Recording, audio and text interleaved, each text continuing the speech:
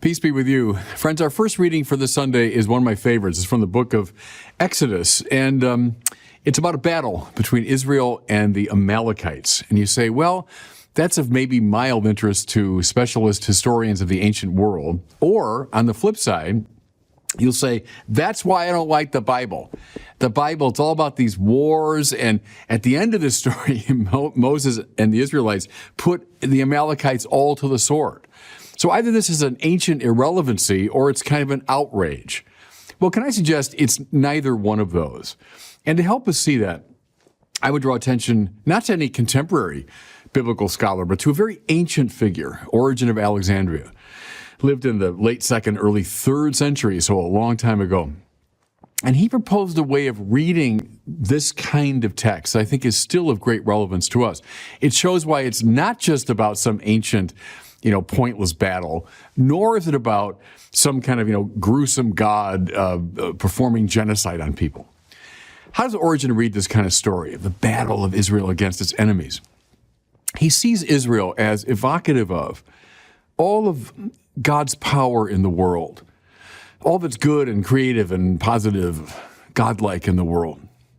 Therefore, who are the Egyptians, the Amalekites, the Philistines, the Assyrians, the Greeks, the Romans, all the various enemies of Israel?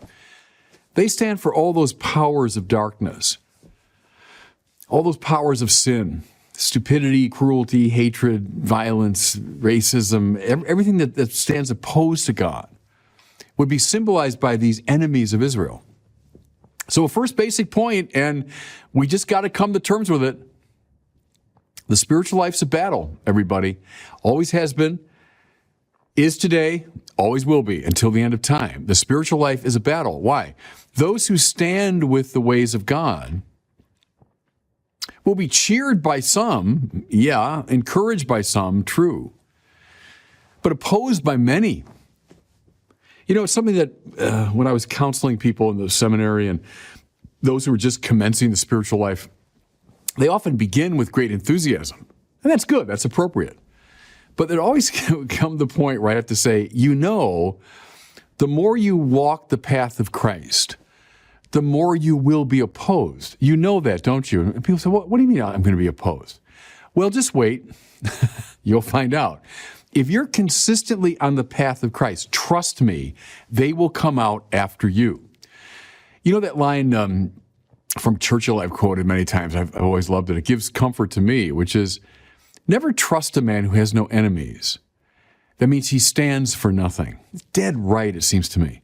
It's right in the political world that Churchill was in, but it's even more correct in the spiritual world. Never trust someone who is not being opposed. That means almost certainly he's not walking the path of the Lord. So let's look at all these battles, including this one, as evocative of the spiritual struggle. So, Israel against the Amalekites. How does this thing unfold? Well, there are soldiers who are directly engaged in the struggle. Think of the foot soldiers with their spears and swords actually engaging the enemy directly. Are there such people in the spiritual order? Whenever you're directly involved in the struggle against stupidity, cruelty, violence, evil in its various forms. Now, this could happen in your personal life. It just could be somebody who's just getting in your way as you're trying to live the spiritual life. They're tempting you, they're blocking you, they're mocking you. It could be at that level. Think of someone who's trying to speak the truth. They're trying to catechize, trying to speak the truth of God. They're being opposed by all sorts of negative opinions. You doubt me on this, spend 30 seconds on the internet and say something that's inspired by the gospel. Trust me, they'll come out against you. The Amalekites will rise up. It could be when you're in let's say, the social order, you're speaking out for, fighting for good things. You're against abortion, you're against capital punishment. You're in favor of protecting God's good earth and so on, and the enemies will come out against you. So you're directly involved in the struggle, some of you. I guess as a priest, as a bishop, I've been involved in this for a long time. Directly involved in the give and take. But then we hear while the battle's going on, up on a height, there's Moses. Now, Moses, the great leader of the Israelites. Up on the height, this was typical really up until the probably 20th century, that military leaders, the generals and so on, would seek the high ground. Because from the high ground, you could survey the whole field of battle. That was the point of vantage you needed if you were going to be effective in directing things. This is from Julius Caesar through, Napoleon and Robert E. Lee. I mean, that's what generals did. So Moses, up on the hill, surveying the battle, stands for those who direct the life and work of a church. I'm a bishop of the church. Bishop, the English word, is a kind of corruption of the Greek word, episkopos. Say episkopos fast 3 times and you'll come up with bishop, right? Episkopein in Greek, that's where the word comes from. It means to look out over. It's a very functional term. It's not like a mystical term. It's very functional. The episkopos does episkopein. He scopes out, he looks out upon. So the bishop surveys the life of the church that he's assigned to. Moses, up on the mountain, it seems to me, stands therefore for all of the official leadership in the church, all those generals, commanders, priests, bishops, pope ultimately, who direct the battle. They direct the struggle.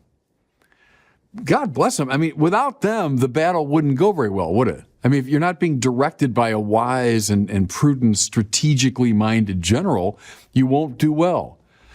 Think of, every time a new pope is elected, he usually sends out kind of his marching orders.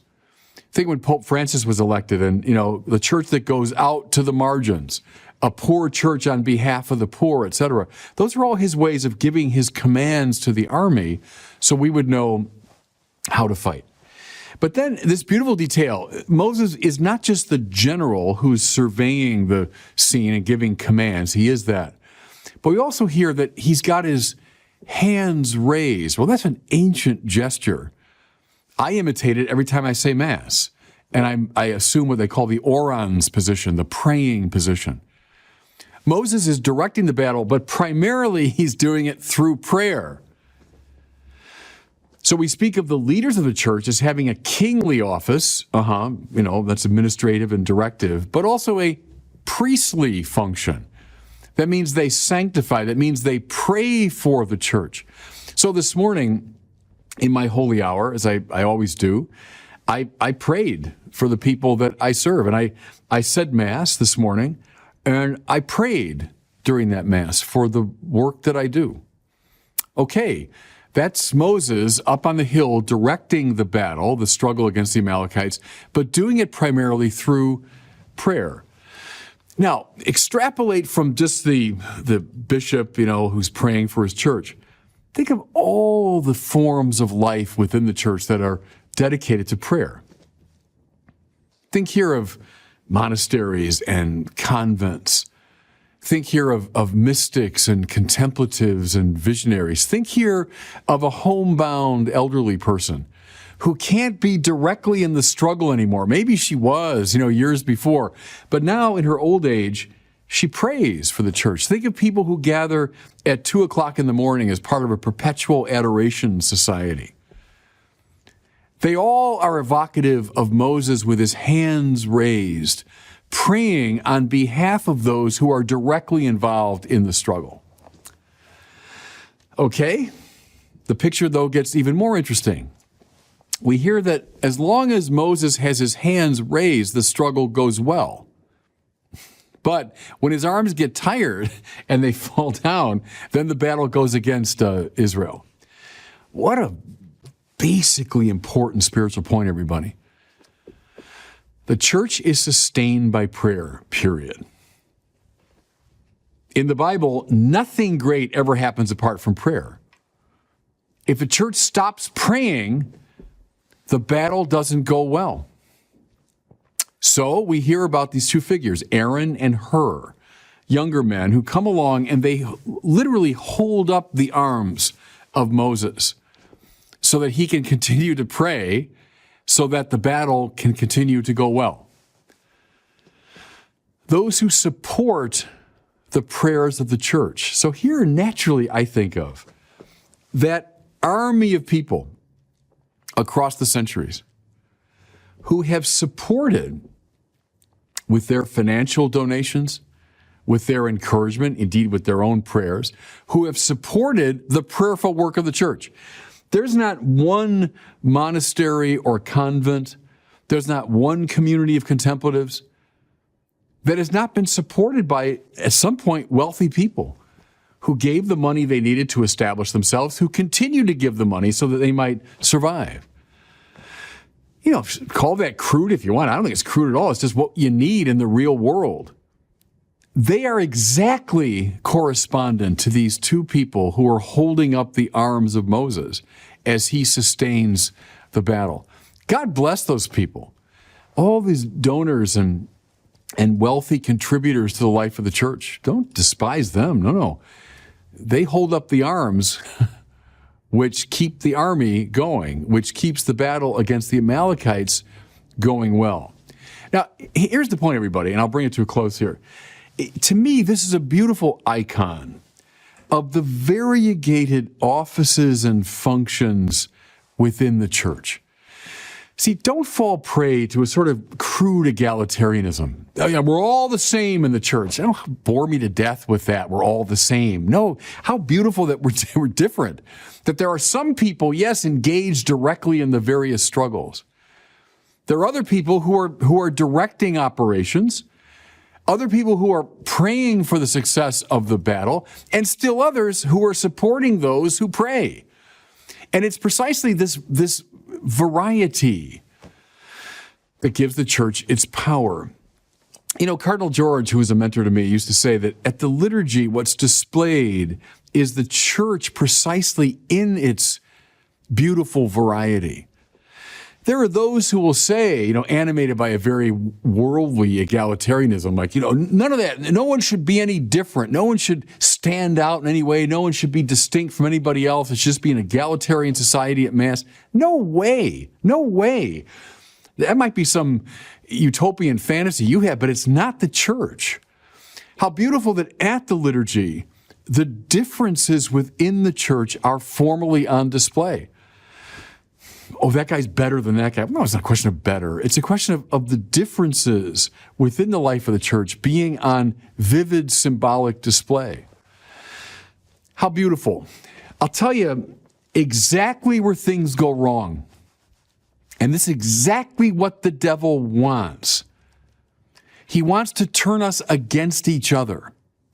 See, because he's the leader of the Amalekites here. He's the leader of the opposition army. So what's the best way to undermine the opponent is to divide us against ourselves. So we start bickering.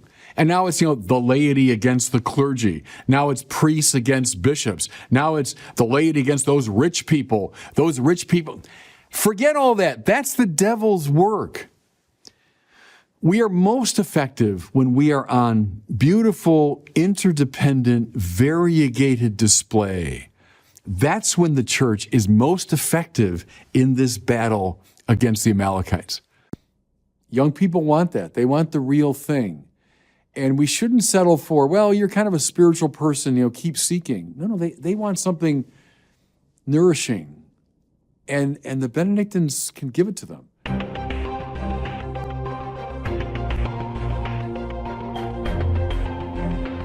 Welcome back to the Word on Fire show. I'm Brandon Vaught, the host and the senior publishing director. What can Saint Benedict, a 6th century monk, teach us about evangelization today? Well, that's what you'll find out in today's discussion with Bishop Barron. Bishop, it is good to be with you as always. Hey, Brandon. How's life in Orlando? Life is very well. I want to talk about two really interesting conversations you've had. One of them was your participation in this event called The Big Think. What was that about? Oh, yeah. It's sponsored by the Templeton Foundation, and we have a relationship with them now. We're doing a number of things with them. And it's very good. It was very intense, about 2.5-hour conversation. And we talked about, as the title suggests, a lot of big topics. One was forgiveness. The whole theme of forgiveness coming up out of the New Testament, how that affects our lives today, questions of nonviolence and justice and all that. And then we got deeply into God. So they were very interested in my writings about God and atheism and what the atheists get wrong and how Christians understand God, the great theological and philosophical tradition around that. And then we got into, of course, the problem of suffering, which you almost always do when you talk about God. We talked about heaven, hell. We talked about a number of just really big, deep ideas. And it was good, long, intense, and that'll be coming out, I don't know, sometime soon. We'll definitely have a link to that when that comes out. Another great conversation you had was as a part of our Bishop Barron Presents series, which we're ramping back up. This is where we bring, cultural influencers and thinkers and authors and movers and shakers to Santa Barbara to have a long conversation with you. And you recently had the author of the book Strange Rites. Her name is Tara Isabella Burton. We actually did a Word on Fire show discussion about this book a few months back. How did that discussion go? It was great. She came in here, and you'll see now with season 2, we have a new kind of set with a table. It's the first time we did around the table. And I was delighted with the conversation. As you say, I like that book a lot and think it's very interesting.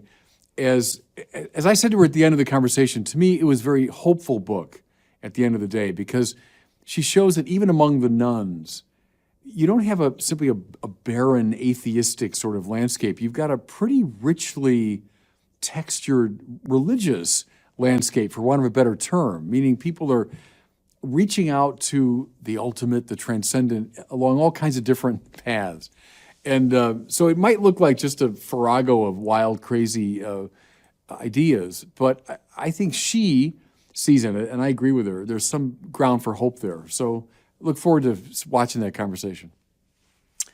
Well, I want to shift our attention back to the great Saint Benedict. You've had a lot of Benedictine things going on in your life lately. You recently gave a little retreat to a bunch of Benedictine abbots from around the country. And you're also, I think pretty soon, in a couple weeks here, giving the commencement address at the great Benedictine College in Atchison, Kansas. We'll talk about that after it happens. But I want to talk about this message you gave to the Benedictine abbots. You were looking at various aspects of the Benedictine life that are important for the re-evangelization of society.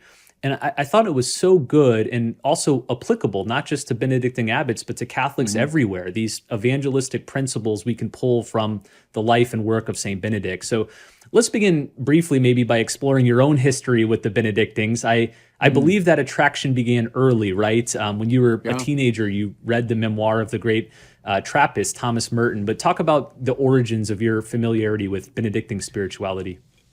That's probably the beginning of it, right, which I've talked about many times when I read The Seven-Story Mountain. And, of course, as a Trappist, Merton belonged to the reform of the Cistercian order, and the Cistercian order was a reform of primitive Benedictinism. And so Merton's world is basically a Benedictine world.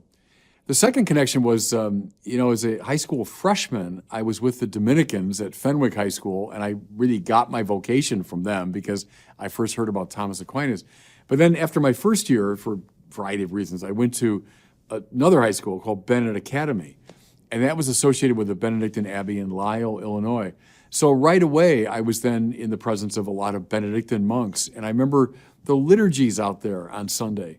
I was invited to serve sometimes. It was a great kind of privilege to be able to serve that Mass. And I loved it. I found it very moving. And then maybe the most powerful in a way, it was right before my priestly ordination. So we're in the spring of 1986. And I am going on my pre-ordination retreat. And I went with a buddy of mine who had gone to school there at St. Meinrad Abbey, which is in far southern Indiana. And Meinrad had and has a large community of monks, and they're really known for their liturgy, and especially their sung office. Well, it's burned in my memory. It was my first morning there. We had arrived at night. I'd never been there before. I was staying in a guest house someplace, and I had to make my way very early, of course, to the church. And I got up, I think I overslept, and I was a little bit late, and I made my way through I can still see it in my mind's eye, a very misty sort of morning. And I made my way up to the side door of the church, and I opened it up, and suddenly there was this warm, golden light coming from the church and the voices of the monks. I walked right into one of their psalms. And to hear not on a record, like, oh, let's listen to these monks, from Europe or something, but right in the heartland of America, my own country, to hear this gorgeous chant of the Psalms. And it kind of electrified me, I must say. And this is in a good way, I've never gotten over it. From that moment on, just been very taken with the Benedictine manner of life and style of prayer. And then much of my life, Brandon, up until recent years, because now as a bishop, I go with my brother bishops on retreat. But almost every year of my priesthood, when I went on my yearly retreat, I would go to a Benedictine house somewhere. And that was true in our country, whether it's St. Procopius Abbey, whether it's Marmion Abbey, whether it's Meinrad. I went many times on retreat. When I was in Europe as a student, I went to Tamier, I went to Salem, I went to Citeaux itself, the mother house of the Cistercian order. I went on retreat to these Benedictine places. So I've always had this kind of romantic, you might call it, romantic sense of the beauty of the Benedictine life, which is the main reason why I told the abbots, you refer to this retreat I gave, basically, to the Benedictine abbots of America down they gathered in New Orleans at St. Joseph Abbey. I told them one reason I was attracted to that invitation was it had to do with two things I love. One, evangelization, and two, Benedictinism. And so the talk was trying to think those two things together. Over the years, you've spoken to groups representing many religious orders. When you do, you often encourage them to be boldly themselves. So the Franciscans, you tell them, you need to be the great proponents of Francis and Bonaventure and Duns Scotus, and Dominicans, you need to represent Aquinas and Dominic. You said the same thing to the Benedictines. You said, be Benedictines, but this might be somewhat controversial, so I want you to talk about it. You said, do not become parish priests, be Benedictines. What did you mean by that? Yeah, and I explained to them, look, I've known a lot of Benedictines over the years who do staff parishes and function as parish priests, and I've nothing essentially against that. I mean, sometimes there's a real need and an abbey can serve that. But I said, what I don't like is when I've heard this from some Benedictines over the years.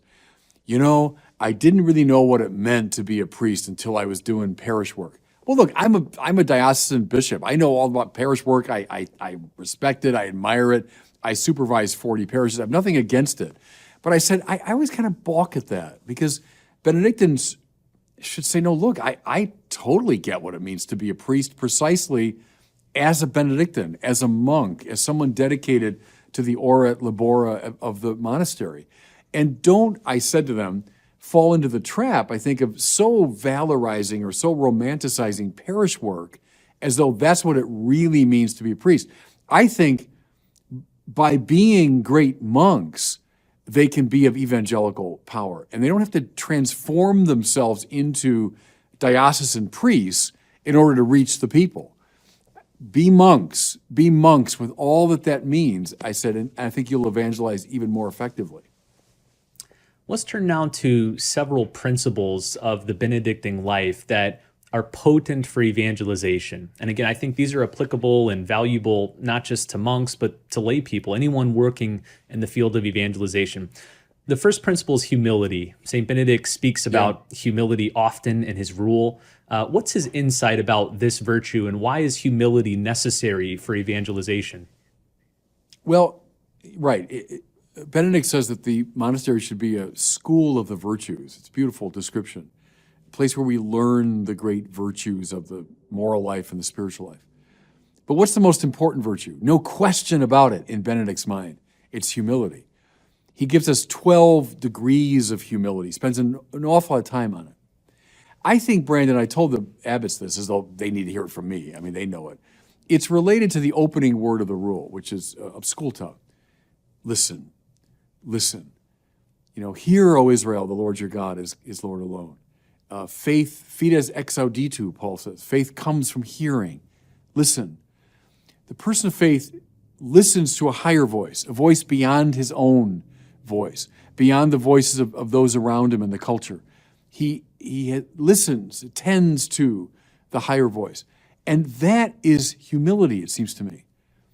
The prideful person says, it's my voice that matters, right? It's my plans, my project. I'm in charge here. The humble person sets that aside, sets his own will aside, and listens to the voice of God and subjects himself to the will of God. So that's at the very heart of the monastic life. It's the heart, ultimately, of the spiritual life. And it's what an evangelized person looks like, right? If you've been evangelized, you've heard the good news. Mind you, you've heard it. Faith comes from hearing. It's been preached to you, the good news about Jesus. And now you know, well, my life isn't about me, it's about him. He's the risen Lord. And so humility is deeply related to evangelization because the prideful person can't really be evangelized. So I was saying how the monastery should become a school of particularly of this virtue, that people would meet these monks who have dedicated their lives to listening to the higher voice. That has enormous evangelical power. Another Benedictine principle you highlighted was justice. Under this umbrella of justice, you included the common good, care for the poor. To a society so often predicated on buying and selling and owning, how can the Benedictine stress on poverty and the common good generate real evangelical power? I said to the abbots, it's related to John Paul II, that key to the new evangelization is the church's social teaching. And I think that's really a very legitimate instinct. We will evangelize when people see this kind of radical way that we live. So it's nothing against the market economy. The church favors the market economy. But a market economy that is circumscribed legally and morally by all sorts of restrictions. Because it's meant to push us in the direction of love, right? Everything comes under the aegis of love, including and especially our economic life. Now, take a further step. Are there some people who are called, not everybody certainly, but are some people called to a hyper-radicalized version of this? Yes. Namely those who say, I'm surrendering any claim to private property. I'm giving what I have to the community.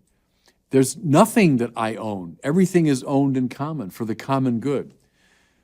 Well, that's what you see in a monastic context.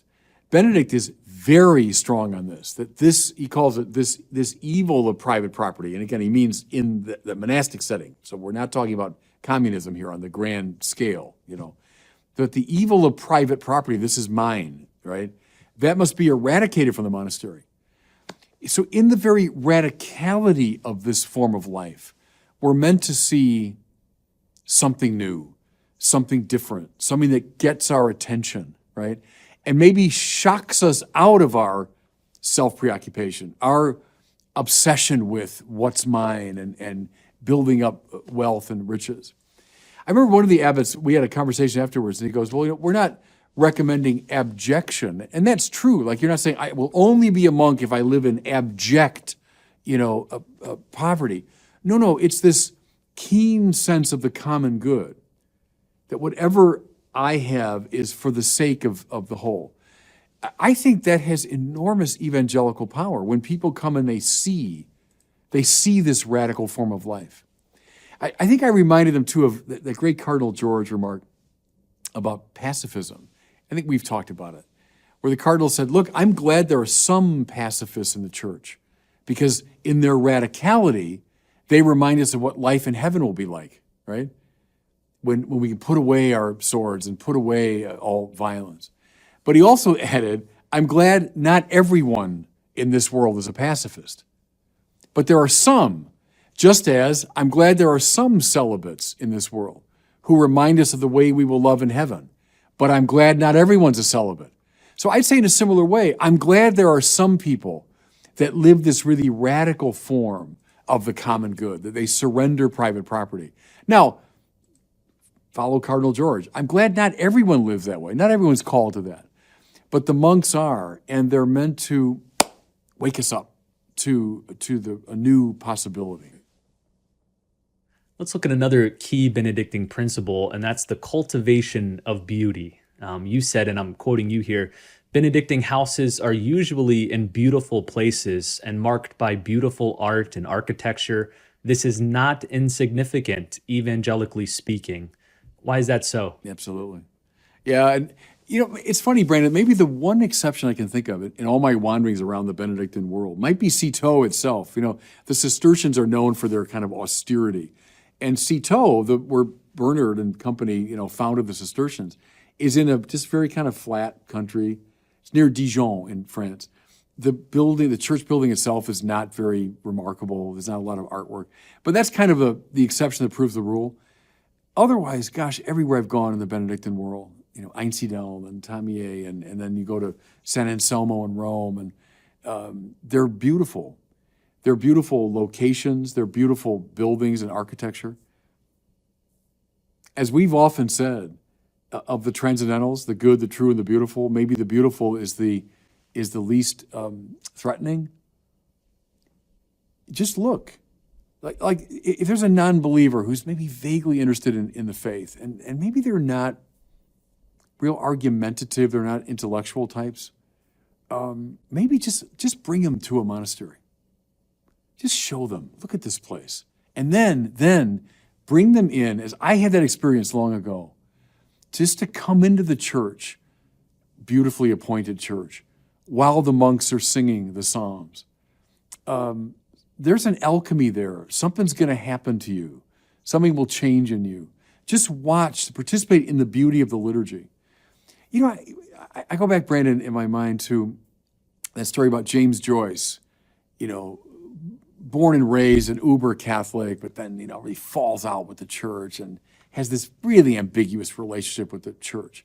But yet they say Joyce, as an old man, would slip into churches in France or Switzerland where he was, just to participate in the Triduum liturgies, which he knew as a kid. And they still would have been, of course, in Latin in those days and all that. So he would have known them wherever he was in the world, because he just wanted to bask in the beauty of the liturgy. Well, Benedictines know all about that. And I think to make their monasteries oases of beauty, that'll have enormous evangelical import. A lot of times when people think of the Benedictines, they think of prayer and work, they think of the Benedictine spirituality, they think of the beauty of chanting Liturgy of the Hours, but it's sad to me that I'm not sure a lot of people would immediately connect Benedictines with the intellectual life.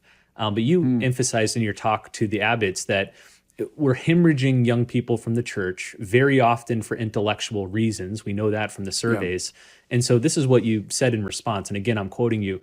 Do most young people realize that Benedictine abbeys were the places where, quite literally, the wisdom of the ancient world was preserved, where Western civilization was maintained? Do they know that without Benedictine monks, the intellectual heritage from which the university system and indeed the sciences emerged would not have survived? How do we need to recover this Benedictine intellectualism? Yeah, I mean, it's up to them, I suppose, and I just encourage them along those lines. It's still a staggering truth to me, and as you repeated my words to me there, I was that sounds good. Struck. Whoever said that was very... No, I was struck by the truth of it. It's simply the case, isn't it? Whatever we know from the classical world, think of all these texts. Think of what was lost. I mean, that's also an interesting thing to reflect on, how much was probably lost from the ancient world. But whatever we've got, we got it because patient Benedictine monks over many, many centuries, long before the printing press, laboriously copied out these texts. The commitment to the intellectual life that was there from the beginning of monasticism and eventually flowered as the universities. So now by the late 12th, early 13th centuries, when the universities were emerging, that's unthinkable apart from Benedictine houses. And then take the next step. Out of those universities came the physical sciences, as you and I have said many times, And so the intellectual world in general, not just the religious intellectual world, I mean science and everything else, owes an enormous debt of gratitude to Benedictine monasteries. As I say there, how many of our young people even know that, would ever sense that these descendants now, these daughter houses and granddaughter houses of these ancient places, that's where it happened. And so I told the abbots, get your own monks, your best and brightest monks, and get them geared up get them doctorates and get them really into theology, because centuries ago, it was monks copying out ancient texts and commenting on them. I said, now it's probably the internet and engaging young people with questions and carrying on the intellectual tradition in an evangelically indispensable way. I said, of course that should belong to the Benedictine community. Let's talk about two final principles of Benedictine life that are evangelically powerful. The next one is the importance of community. It's almost become a cliche to observe that we live in a depressingly lonely society, yet one of the most significant aspects of Benedictine spirituality is an openness to not just community, but especially receiving guests. What can we learn from Benedictines on this front? Well, I think today I told the abbots this, it's the oasis idea again. They have that marvelous tradition. And I benefited from it personally all over the world, where I've been received in Benedictine houses with great hospitality. One of my great memories, it was at Citeaux, this classic ancient place. And I was received there by the abbot, and he washed my hands. And that's in the rule. That's in the old rule that the guest's hands should be washed when he comes into the refectory. I remember, too, that night, I was finishing up my doctoral work. I was there with a friend of mine, a monk, Benedict from St. Anselm's Abbey here in New Hampshire. And we were finishing our doctoral work, and we were received there. Then the word came down to us from the abbot that he invited us to speak to the community about our respective doctoral dissertations. And it's one of the great memories of my life. It was with some trepidation, because it was all, of course, all in French. But going into this, I think it was the refectory or some chapter room, and all the monks of Citeaux were there. And I think here are the descendants of St. Bernard, And I, laid out the outline of my doctoral paper. And my point there is the hospitality with which I've been received all over the Benedictine world has been a marvelous thing.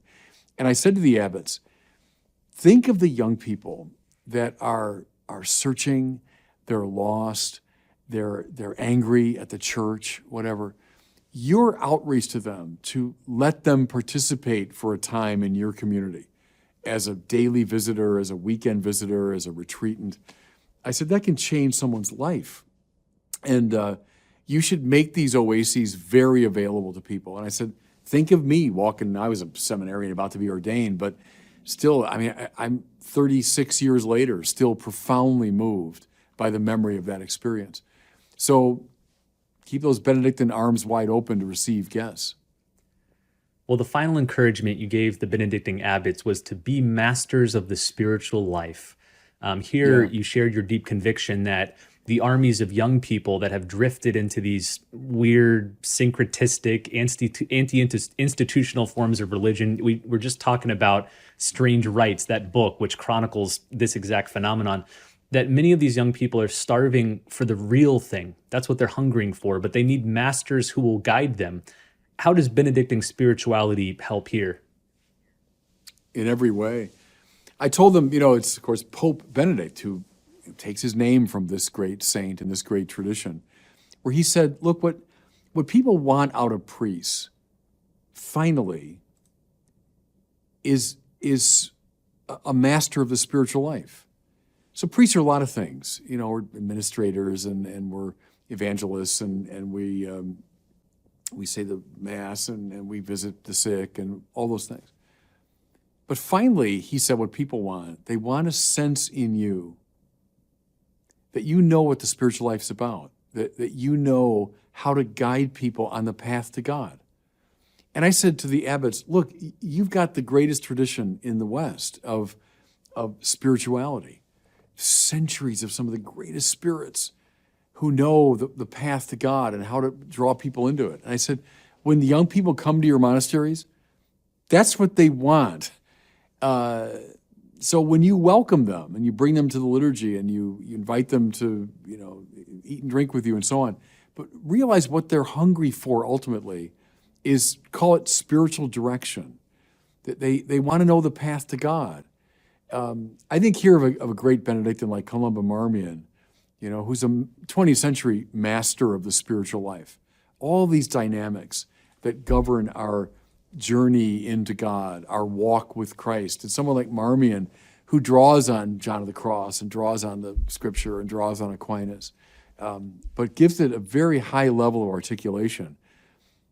Young people want that. They want the real thing. And we shouldn't settle for, well, you're kind of a spiritual person, keep seeking. No, they want something nourishing. And the Benedictines can give it to them. So don't set aside our own extraordinarily rich spiritual tradition, but learn it and share it and propagate it.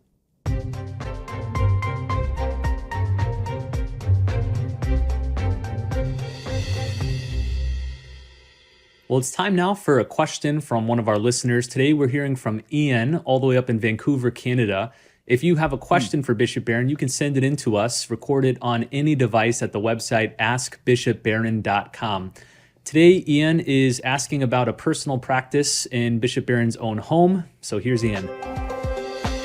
Hello, Bishop Barron. My name is Ian Kent, and I am from Vancouver, BC, Canada. I heard in one of your podcasts recently that you do your own dishes. Is that actually true? Because isn't there some guy like me hanging around saying, "Here am I, Bishop Barron, let me do your dishes, let me serve you"? And if not, how can I sign up for that?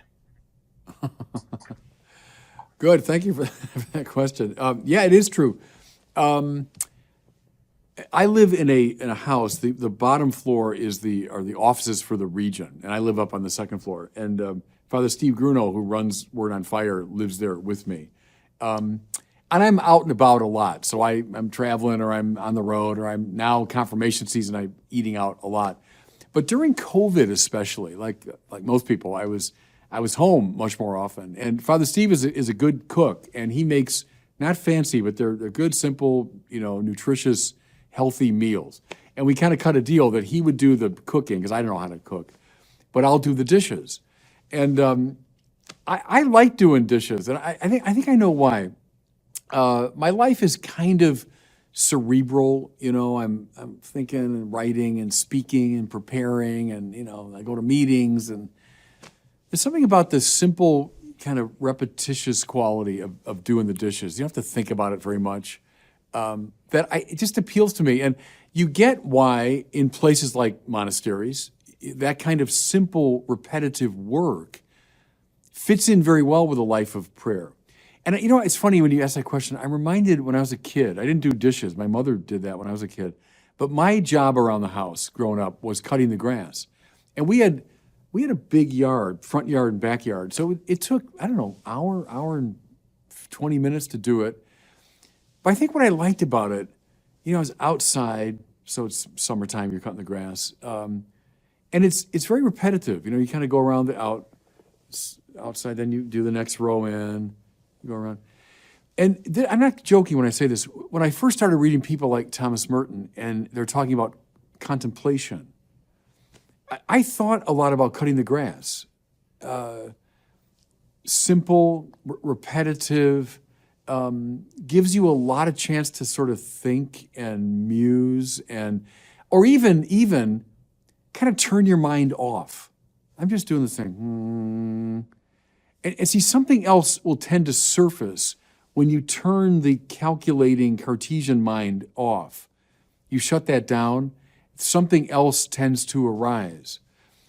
Well, it sounds over dramatic maybe, but doing the dishes is similar to that for me. It's simple, kind of mindless, repetitive work. It involves your hands, it involves your body, and it allows the mind to kind of shut down and for deeper things to emerge. So yeah, I do the dishes, and I kind of like it, actually. I don't know if I'd give you that job if you if you applied for it, because I think it's good for me in a lot of different ways, but I do appreciate the offer. Well, as we wrap up here, I'd like to encourage everyone to check out our YouTube channel and watch this new video we just released called The Making of a Catholic Priest. It's a new short film we have telling the story of Father Stephen Gadberry. You might know Father Gadberry because he's a fellow of the Word on Fire Institute. He's taught course in there. But this film tells his really amazing journey to the priesthood. Bishop, I know you've known Father Gadberry for years. Do you want to maybe say a word about him? Oh, he's a great guy, yeah. He studied at the NAC, although I didn't know him at the NAC. I was there twice, and he was in between those times or after, I forget. But I met him through our Word on Fire connections, and just a marvelous guy. I mean, he's got so much going on intellectually and spiritually, but also physically. He's a great fitness guy. He was on the American Ninja Warriors. I mean, that's pretty high-level attainment. And marvelous, balanced, very healthy human being. And a great man of the spirit. So I'm a big admirer of his. So again, check out the new film. It's called The Making of a Catholic Priest. Especially consider showing it to some young men. Maybe you have sons, grandsons, nephews, young guys at your parish. Send them a link to this video because I think they'd really enjoy it. Peace be with you. Friends, our second reading this week is from Paul's second letter to Timothy. I think a couple weeks ago I spoke on 1 Timothy. And I mentioned to you how the scholars are divided. Some say that Paul wrote these letters, others say he didn't write them. I kind of lean toward the explanation that, yes, he did write them. I won't bore you with all the details on both sides of that. But if Paul did indeed write this second letter to Timothy, it's one of the last things we have from St. Paul. So it's a very precious text. There's so many things in this short passage that are worthy of commentary, and I'm just going to say a few things. Here's what Paul says to Timothy. Now, keep in mind, Timothy was his young friend whom he had brought into the faith. We hear that he had placed hands on his head, meaning he ordained him. And he's like an old soldier passing on advice to the young soldier. So he speaks to Timothy. Paul knows that Paul, is at the end of his life, and he's passing on wisdom to his young friend. Here's what he says as our passage for today begins. I'm already being poured out like a libation. Now, we won't get this right away, but people in the ancient world knew what he meant. So in a Roman context, a libation was a kind of a drink offering that you would make at the end of the meal. So it's a little tribute to the gods. You take a bit of wine or something and you pour it on the ground. There was a Jewish version, which after a burnt offering, a bit of wine and oil was poured on the altar. So it's a gesture sort of at the end or at the consummation of something, at the end of the meal, at the end of the sacrifice, you would pour out this libation. So Paul sees himself now, the end of his life, just this way. But I want to focus on the pouring out element. I'm being emptied out. How did Paul see his life? Well, when he was a young man, like a lot of young men, he probably saw it as a filling up process. So Paul was, zealous for the traditions of his elders. Paul wanted to accomplish great things within his Jewish context. He probably wanted to fill himself up with fame and with accomplishment and so on. But what did he see once he met Christ? None of that mattered.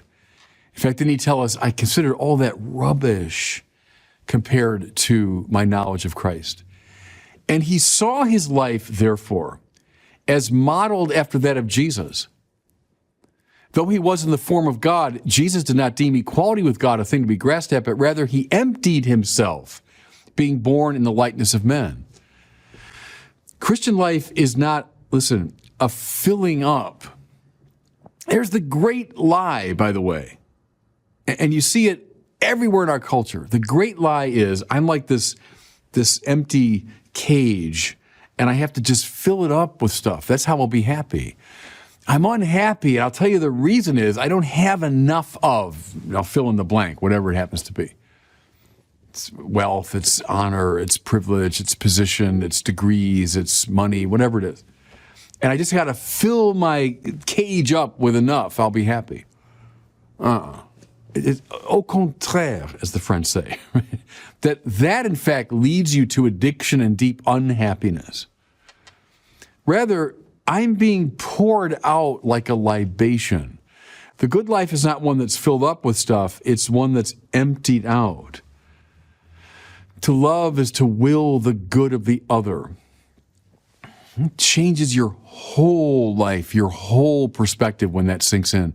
That's exactly what Jesus means by metanoia, going beyond the mind you have. Not filling up the empty cage, but emptying out on behalf of the other. I think I've quoted it before, but it's worth quoting again from my mentor, Cardinal George, The only things we take into heaven are those that we gave away on earth. Let that sink into your heart. Your whole life will change. Whole life will change. You're not going to take into heaven any of these things that you've gained here below. My money and my prestige and my degrees and my positions. And none of it, right? None of it. What I'll take into heaven are the things I gave away. In other words, that my life has become like a libation poured out. Okay? And then he says to Timothy, the time of my, and I think our translation has departure. Yeah, the time of my departure is near. Some translations have it dissolution. And the reason is the Greek is an interesting little term. The Greek is analuseos. And what that means is the kind of untying or unmooring of a ship. That would be the sense of ship that's moored by the pier, and now you're going to untie it, you're going to unmoor it, and let the ship go forth. That's what Paul's saying. The time of my unloosing is near. I always think of Saint Hippolytus, you know that name? Ancient church father. His name in Greek, from the word for horse and the word for loosing, it means a horse let loose. So Hippolytus must have been a wild guy. His name meant basically wild horse. So Paul's saying that the time of my unmooring is near. Beautiful image. A ship is tied up.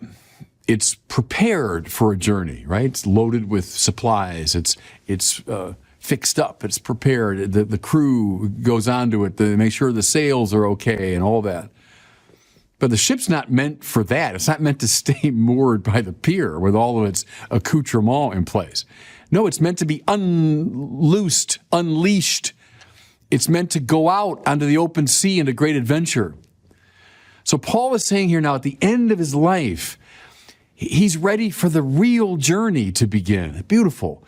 Think of now the whole of your life as a preparation for the real journey, which is the journey now into the infinite love and mercy of God, into the life of heaven. Everything you've experienced here below, all your friendships, all your accomplishments, all that's happened to you, good and bad, think of it as the loading of the supplies onto the ship, the readying of the ship and the sails for the journey. So maybe older people listen to me right now to identify with this moment in Paul's life.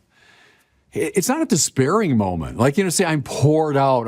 My life's over. No, that's what his life's all about, is to be poured out. And the same thing here.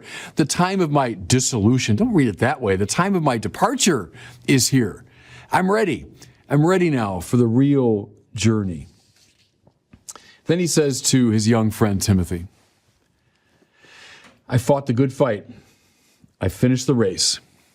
I've kept the faith. All important. Let me say something about each one of those. I fought the good fight. Was Paul a fighter? You bet. Read any page of Paul's letters. Read practically any page of the Acts of the Apostles. You're going to find a fighting spirit in this man. Even, the young Saul, who was, filled with murderous energy to persecute the Christians, he was a fighter. And that spirit of energy didn't leave him when he converted. No. He continued fighting, but now on behalf of Christ. Think of, in the Acts and in the letters of Paul, we hear about shipwreck, beatings, whippings, stonings, the abandonment of his friends, sleepless nights, bitter opposition of his intellectual opponents, and finally, death at the hands of the Romans. Paul, all his life, fought. Well, I said this last week when I talked about the Amalekites. Trust me, everybody, when I tell you the spiritual life is always a fight. Not sometimes, not usually, always a fight. Why? Because you're walking the path of Christ, and that is always a path that stands athwart the path of the world. And the more surely you walk the path of Christ, trust me when I tell you, the more surely they will come out against you. But when I was a kid, honestly, I was kind of feisty. My brother and I used to fight all the time. We were very close in age. And I was getting into fights all the time, when I was on the basketball court or the baseball field or something. I was kind of feisty kid. There is something that's kind of exhilarating about a good fight, isn't there? There's something that's exhilarating about it when you kind of get into the struggle. Now, Don't write me letters. I'm not recommending you get into physical fights. But I'm saying the spiritual order, there is something wonderful and exhilarating about getting into a good struggle. As Paul did, taking on his opponents, arguing in the public place, putting up with opposition. Okay, I've fought the good fight, he says. Yep, a fight can be a good fight if it's done for Christ and done in the right spirit. Don't back away from that. Don't feel like, oh gosh, I'm a failure because I'm being forced to fight for my faith. No. It's a good fight. Then he says, I finished the race. I'm pretty convinced that Paul was an athlete of some kind, or at the very least that he loved to watch games because he uses the image of the athlete and the striving and the race a lot in his writings. And he came of age in Tarsus, so he was from Jewish parentage, of course, but he was raised in a very Hellenistic culture. So I wouldn't be surprised. That's the culture that gave us the Olympic Games, that Paul would have been exposed in some way to that world. But here he uses, again, the image of the race. Now, anyone that's ever been involved in a foot race, in a bike race, maybe I've never been on a horse race, but maybe that's true. But there are different stages in a race. The beginning of a race is almost always exciting, even to watch the beginning of a race. The Kentucky Derby or an Olympic sprint or something. The beginning is full of promise and hope and energy and enthusiasm. And then, especially people who are into long distance, like marathon running or country or cross country running, there comes a time when it's just kind of a drag. It's just a slog. You're over the excitement of the beginning. Maybe people are passing you up and you're feeling tired and you're like, I'm never going to finish this darn thing. And then everyone witnesses to this. There's usually a second wind. Where's that come from? Who knows? But there's this burst of energy where you start running fast again and you're back into it.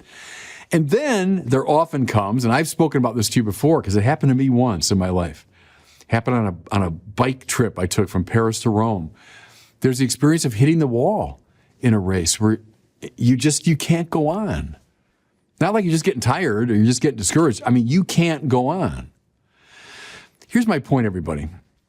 If the spiritual life is like a race, it's got all these same elements. When I was doing, counseling and helping people discern their vocation in my seminary years, almost everyone begins the spiritual journey with a lot of excitement. And sometimes it brings people all the way into the seminary. But then almost invariably, they're going to reach a point in their spiritual journey where they say, I don't know, Father, I just kind of out of energy. It just doesn't do much for me anymore. I can't drag myself out of bed to go to morning prayer. And the Mass is just not really speaking to me anymore. Well, yeah, because maybe you're coming to that middle point in the race. Very often in the spiritual order, you get a second wind. Okay, good. Now you're kind of back on track again. Sometimes you hit the wall. I know people that in the spiritual journey they can't go on. They're blocked, they're stuck. Okay, that's what it's like. It's like a race. What does Paul say? I finished the race. Now, mind you, he didn't say, I won. I was the best one that ever ran the race. But by God, he finished it. And he had, trust me, read the letters. He had all those stages. But by God, he finished the race. He finished the race. Well, that's for all of us. It's hugely inspiring, I think. No matter where you are in the race, and everyone listening to me is in a different place, finish it. Finish it. And then lastly, I kept the faith. Anything more important to Paul than faith? He talks about it all the time. Faith, trust in Christ. Once Jesus came into his life, that was everything. Everything else was rubbish, as I say. Faith. What mattered at the end of the day for him? Trusting in the Lord. Wealth and power and pleasure and worldly things, it meant nothing to him. Nothing to him. He kept the faith. And again, in season and out. Were there good times in Paul's life of faith? Sure. Deeply troubling times? Absolutely. Times when he felt like giving up? Yep. But by God, he kept the faith. He kept the faith. as he finished the race, as he fought the good fight. So it's beautiful. I don't care what stage of life you're at. Maybe I'm talking to people at the very beginning of the race. Okay, good. Maybe people who are in the middle of it and you're hitting the wall. Maybe people toward the end of it. These words are valuable for every one of us. Fight the good fight. Finish the race. When objective value breaks into your life, now we're talking. Now things get really interesting.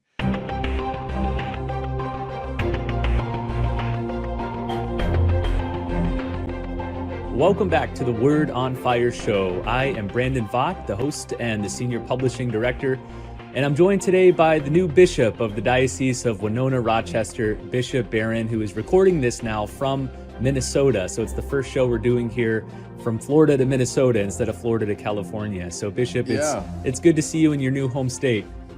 Thank you, Brandon. We're a little bit closer geographically now, aren't we? A little bit, and I do want to talk about the installation, but I wanted to tease out what we're going to be discussing here on this episode. We're continuing our series on understanding the present moment. So this is a series where we're looking at 4 influential figures who together help explain how we got to where we are today in the culture. We've already looked at Karl Marx and Friedrich Nietzsche. Today we're going to be looking at Jean-Paul Sartre, probably the most famous philosopher of the 20th century. But before we get to Sartre, let's talk about your installation as bishop. I had the great pleasure of being there with you, along with, maybe 20 people from Word on Fire, and then hundreds and hundreds of your new faithful there in Winona, Rochester. Talk about that experience. First Vespers, then the installation Mass. It was a whole kind of weekend of activity. It was. I loved all of it. The Vespers was Thursday night, and I actually had a homily sort of written out and planned, but the last minute I changed my mind. I did something much more about evangelization, and I mentioned Cardinal George. His famous observation that at the beginning of the church's life, there were no institutions, and there were no dioceses, and there were no hospitals and schools, and there's no Vatican, but there were evangelists. And it was his way of saying, and I'm echoing him, that's what's always essential in the life of the church. Everything else really serves that mission. So that was the first night. The installation was a marvelous experience. Great choir. The liturgy was done in a very beautiful, stately way. The thing that's most moving, when you're a new bishop, they give you the bull from the Vatican, so the official statement in Latin that installs you as bishop, and then you walk around the cathedral with it because you're showing, first of all, the College of Consultors. That's the canonical part of it, because canon law requires you show this to the consultors. And then I brought it all around the cathedral so the people would see it and applaud. So it was the way of signaling their kind of receiving me as bishop.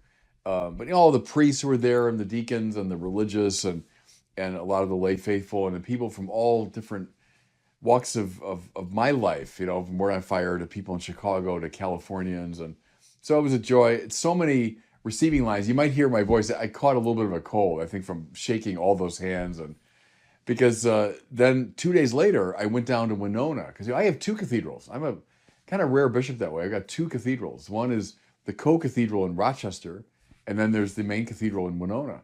And I, as they say, took possession of that one on Sunday with a very beautiful, very stately liturgy. Lots of people, big reception afterwards. So it was a busy, wonderful weekend.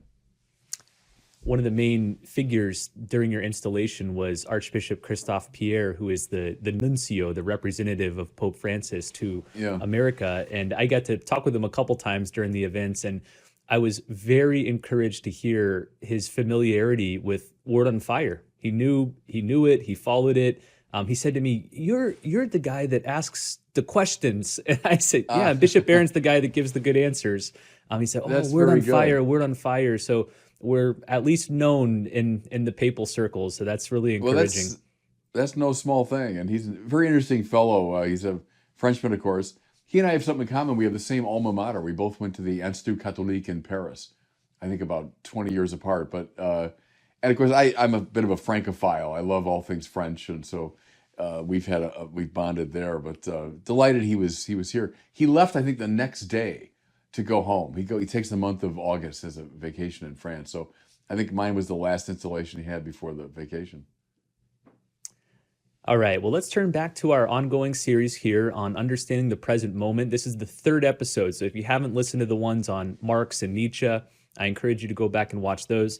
Today, we are focusing on Jean-Paul Sartre. Let's begin, as we have with the other two, with just the basics. Before getting to his key ideas, what should we know about the man? Who was Jean-Paul Sartre? You know, one way to get into it, Brandon, he wrote an autobiography that in French bears the very simple title Les mots, which means the words. He was a man of words. He was a man of language. Sartre's born, I believe it was 1905. Goes to the highest level schools, including the École Normale Supérieure, which is the school in Paris where like the cream of the crop is trained in philosophy and education and so on, science. So he goes there, and then he commences a career, as they often do, teaching at the lycée level, or sort of like the high school, advanced high school level. Then they move through the educational system. So Sartre began with that. He displays extraordinary gifts as a literary figure. And so he's a playwright, he's a novelist, he's a poet, but he's also a trained philosopher, and he gets into dialogue with Husserl and Heidegger and some of the leading phenomenologists in the early part of the 20th century, and then makes his own rather massive contribution to that field. Emerges by the time of the Second World War, so when he's in his 30s or early 40s, as maybe the major figure in French cultural life. He's part of the resistance during the Second World War. He's a prisoner of war for I think a little bit over a year, and then after World War II, he emerges I think now on the world stage, because the philosophy he espouses, existentialism, becomes sort of the trendy philosophy, and he sort of embodies the existentialist spirit. And if you're imagining existentialism, you probably get a picture in your mind of Jean-Paul Sartre, someone who would frequent the cafes of Paris and while drawing on his pipe, engage in serious conversation with his colleagues. By the 60s and 70s, he's very involved in extreme, really left-wing politics, and becomes a public intellectual and a public activist, as well as a philosopher writing at the highest levels. Dies, I believe it was 1980. I remember when he died, I would have been in college, I guess, and people felt one of the really great cultural figures of the 20th century had died. But I would say go back to his autobiography, Les mots. He was a man of words, a kind of journalist, novelist, essayist, philosopher, public intellectual. Along with other 19th and 20th century European philosophers such as Soren Kierkegaard and Friedrich Nietzsche, who we discussed last episode, Sartre contributed to the rise of this new philosophical stream known as existentialism, which you just mentioned. Mm-hmm. Help us to understand what this is. What is existentialism?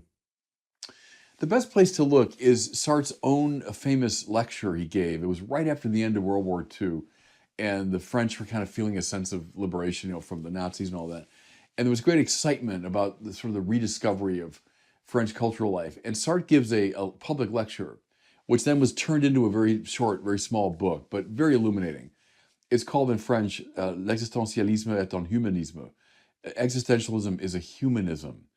And there he lays out in kind of straightforward terms what he means. Existentialism, so putting existence in the forefront. He's consciously reversing, he thought, a trend that was in Western philosophy from the beginning, which was a kind of essentialism, that essence comes first, meaning form and structure and meaning and objective value. And then the idea is to bring my own existence into line with that, right? I conform my life with the objective essential principles. And that was true not just in a religious context, but in a cultural context. Go back to Plato and Plotinus and everybody else. Sartre said it's time now to reverse that. It's not essence that comes first and then existence follows along, but rather existence comes first, by which he meant, above all, freedom. My individual freedom comes first, and then I decide what the values are, what form my life will take. I choose and I determine through my freedom what my values are. to live that way, Sartre felt, was to live authentically or in good faith, you know?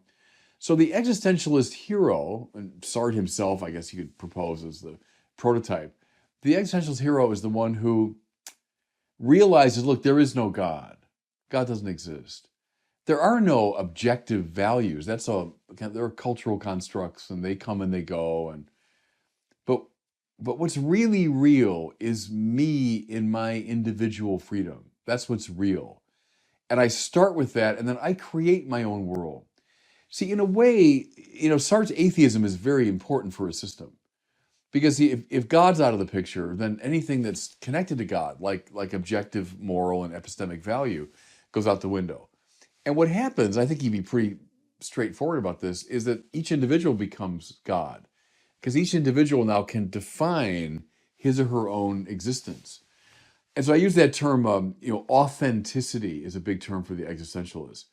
It means someone who's, now that I've decided the kind of person I'm going to be, then I got to live in conformity with that decision, right? I should be consistent. So let's say, like Sartre, you say, I'm a member of the Resistance. I'm against the Nazis. Well, then live up to that. Live up to it. Even if it means the Nazis are going to throw you in prison, that you're going to be faithful to yourself and your own freedom. That's living in good faith. As they looked around the world, they saw a lot of people living in bad faith. And that's the term that they use all the time. They're inauthentic. So they take their values from other people. They're told what to do. They don't exercise their freedom properly. So that becomes the matrix for the existentialist sort of project. Is my freedom comes first, and now I decide the person I will be, and then I got to stick with it, no matter what happens. I think that's what he lays out in that initial book. Maybe Sartre's most famous adage and maybe his greatest philosophical contribution is this little 3-word statement that existence precedes essence. You kind of alluded to it in your last answer here, but what does this mean and how did it introduce a sea change in the world of philosophy? Yeah, it's the reversal, as I say, of the classical view in which form comes first or essence comes first. And it's the great project of freedom. So it's not just an abstract claim, like, oh yeah, I get that.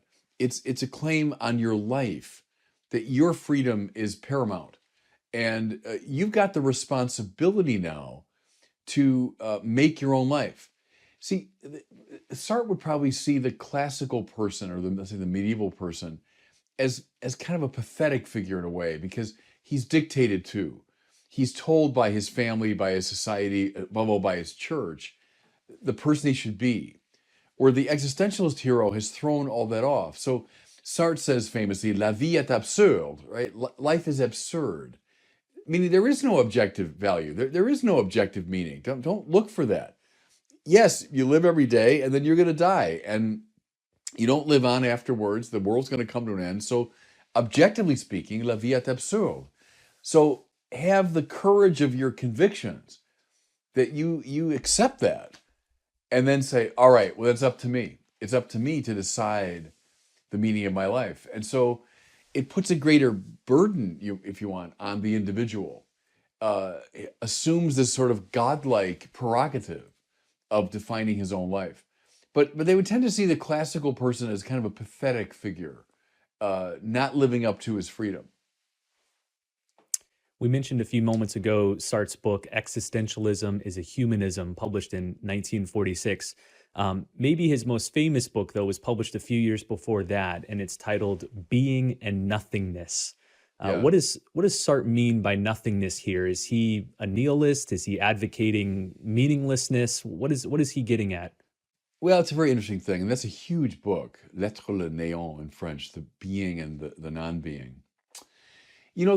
The phenomenologists were very interested in questions of presence and absence. In fact, it's kind of a breakthrough, I think, in Husserl's philosophy, that the classical tradition almost always talked about presence, about things like substances and beings and things that show up in the world. But how do you intuit an absence? So Husserl said, very often absence comes to consciousness. You know what I think about that, Brad? It's funny. Whenever I'm not whenever, but when I'm driving sometimes, and you look to your left if you can change lanes. Well, what are you intending at that point? What's the focus of your consciousness? Is the non-being next to you? You say, "Oh, there isn't a car there. There's an absence next to me, and I can now move into that." Well, so, Sartre, I think, picked up on that and thought, "Isn't that interesting? Different ways that we intuit absence." Well, one absence that we do indeed intuit, he thought, was the absence of real objective meaning. So there is a non-being when it comes to all of that. They don't. God doesn't exist. The world that we've kind of constructed around God doesn't exist. That's a type of non-being, and you gotta have courage to face it down. Now, there's a more positive side though to it. Now think of non-being, Sartre would say, as like a blank canvas, right? So there's no God, life's absurd, there's no objective meaning. That means I got this big blank canvas that I can paint on in my freedom. And so now le néant, the non-being, opens up as an opportunity for freedom. See, so it's not, in his view, a crushing nihilism. Or you might say you gotta go through the baptism of the crushing nihilism, like there is no objective value, to come to the liberating side of non-being. Like, boy, I guess I can throw off all these chains. I can throw off all this pressure. I can throw off all these expectations because I can now paint my own life on this blank wall of my own freedom. So I think he would see it as both positive and negative. It's a crushing quality, but it's also, in his mind, a liberating quality, the non-being. Sartre often pits freedom against God. Yeah. Maybe his most famous argument is that if God exists, I cannot be free, but I am free, therefore God does not exist. How does Sartre understand freedom, and why does he think that freedom is incompatible with God? Yeah, and it's a hinge, it's a pivotal question there, because he would tend to see freedom in the typically modern way as spontaneous self-creation. I'm free in the measure that I've thrown off all expectations and thrown off all pressure, and I, simply based on my own energy, define who I am. Spontaneous self-creation, where, we've talked about this before. In the classical tradition, that's not at all what freedom means, but it's a kind of disciplining of desire in the direction of the objectively good. I might put it that way. Now everybody from Plato to Dietrich von Hildebrand would hold to that kind of view of freedom. Now, if you're a Sartrean advocate of his sort of freedom, then God is the ultimate problem, because God is the ultimate representation of objective value. Objective meaning. So if I'm free, or I want to be free, my opponent is God above all, who's hovering in a threatening way above my freedom, preventing me from spontaneous self-creation. Society is the enemy, sure. Family, yes. Inherited values, yes. All that, but haunting all of those would be the supreme value of God. And so Sartre would see atheism as a great liberation. Now that I've gotten rid of God, I can truly be free to create myself.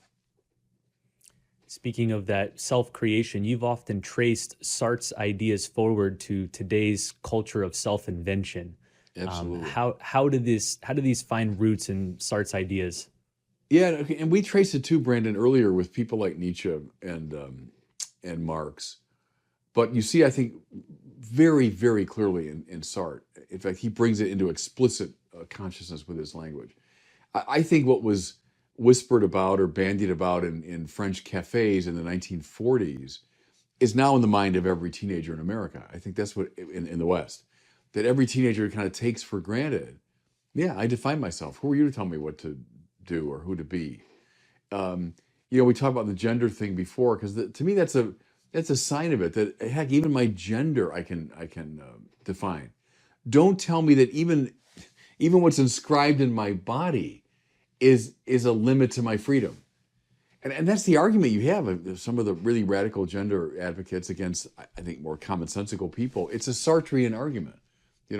Is there something that's objectively given about my own body? And I would say absolutely. And the idea now is to bring my existence into conformity with that essence. But you see, if you were Sartre and you turn all that around, he said, no, there's nothing that imposes itself on my freedom. If I want to be a woman, I'll be a woman. So I think that has found its way definitely into people's consciousness. But see, it's based upon a misconstrual of freedom, of the spontaneous self-creation. And I think the churches and the representatives of classical thinking have not been very good at communicating with our young people an authentic view of freedom.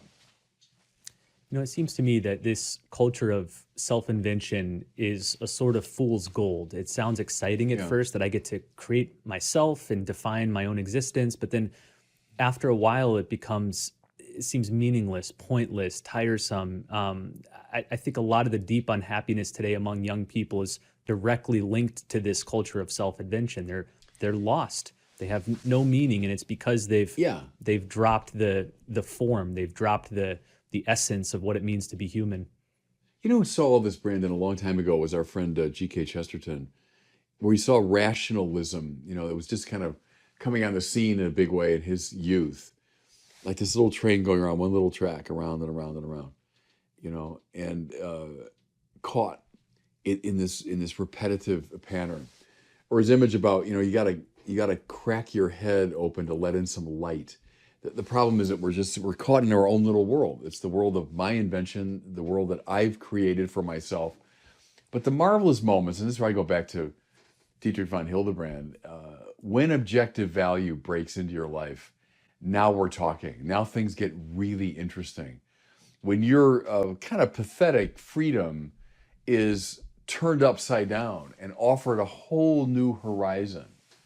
It's not like I've just got a blank slate, blank canvas that I can paint on spontaneously, but now some objective value, it's aesthetic or it's moral or it's epistemic, breaks into my life and opens me up in a whole fresh way. And I realize that, my little puny freedom, I mean, who cares? And isn't the game, in fact, what the classical people told us it was? Now bring your freedom into line with these objective values and conform your life to them. That's not a imprisonment. That's a liberation. If you discover the joy of living when you do that. So that's why I think this Sartre thing, it's a battle line. It's a battle line today. Which side are you on? Are you with the existentialists or are you with the classical worldview? And I think in a way, Brandon, there's no third. In a way, that's the choice that we're facing today. Let's close with this question. I've asked you this question for each of the first two influential thinkers, and I'll ask it here for Sartre. In the end, what do you think Sartre gets right? And then what within Sartre's ideas should we resist? I think we've been pretty clear about what we should resist, all this stuff about, self-invention. What did he get right? Sartre was a brilliant man, and he was part of the phenomenological tradition, which I reverence. So beginning with Husserl, people like Dietrich von Hildebrand, people like Max Scheler, people like Edith Stein, people like Karol Wojtyła are all part of that same tradition. Sartre represents a sort of radicalization of it, you might say, an overexpression of it. What I appreciate a lot about Sartre when I read him is like a good phenomenologist, he was very attentive to some of these subjective qualities that condition the way we take in the world. So there is a sort of naivete sometimes in the classical view, like now I'm just this blank slate, and the world just writes itself on me. And Sartre, like all moderns, anyone after Descartes, saw that it's not that simple, that we always bring a lot to the table. We bring a lot to perception. Like Sartre's reflections on what it's like to wait for someone who doesn't come, I find very fascinating and even moving. If you walk into, let's say, a Starbucks and you're not expecting anybody, and then you walk into a Starbucks when you're waiting for someone who doesn't come, those are entirely different experiences of the Starbucks. You can't just say, oh, there's just the Starbucks, there it is, and I'm a blank slate taking it in.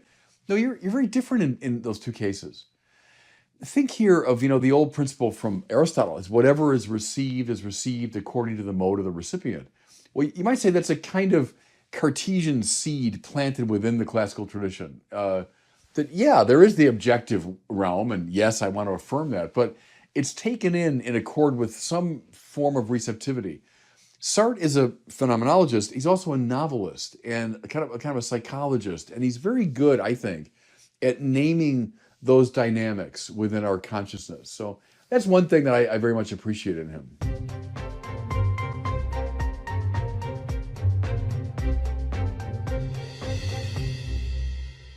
Well, thanks for listening to the first 3 episodes. I encourage everyone to anticipate the 4th and final discussion, which will be coming up in a couple weeks. We will be discussing Michel Foucault. For now, though, it is time for a question from one of our listeners. Today, we have a question from Benedict. He lives in Bishop Barron's old state of California, and he's asking us about one of Christ's teachings. Here he is.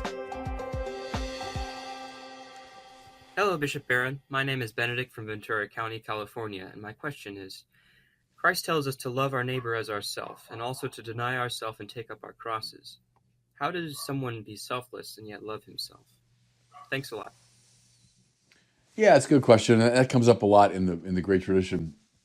There's a legitimate self-love. There's a weird preoccupation with self. There's a curvatus in se, the caving in, all that business that's no good. There's a legitimate self-love, a self-appreciation. Heck, when I cross the street, I look both ways because I want to preserve my life. Nothing wrong with that. I pursued an education and sought friendships and all that because, I appreciated, my own life and I wanted to enhance it. So nothing wrong with that. The key, though, is love, right? Love is willing the good of the other. So beginning with the basis of your own life and what's worth protecting, now go out from that.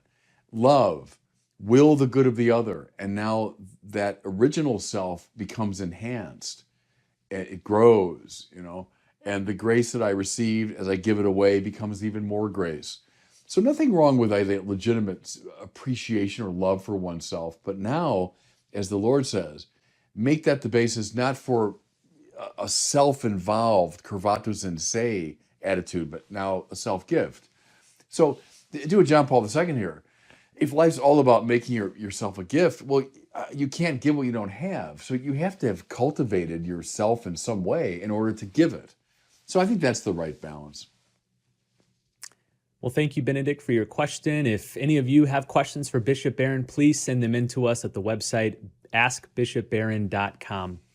Well, as we wrap up here, I want to remind everyone again about our upcoming conference. It's called the Wonder Conference. It's going to take place January 13th and 14th, 2023 in Grapevine, Texas, which is just outside of Dallas-Fort Worth.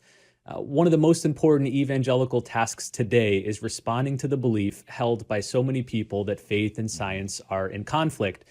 The goal for this conference is to bring together recognized experts in the fields of physics, philosophy, technology, theology, and history to correct this perceived gap between faith and science. The conference is made possible thanks to some generous support from the John Templeton Foundation, who we're always so grateful for. Learn more and sign up at wonderconference.com. Again, it's called the Wonder Conference, January 13th through 14th. Find more info at wonderconference.com. Well, thanks so much for listening and watching, and we'll see you next time on the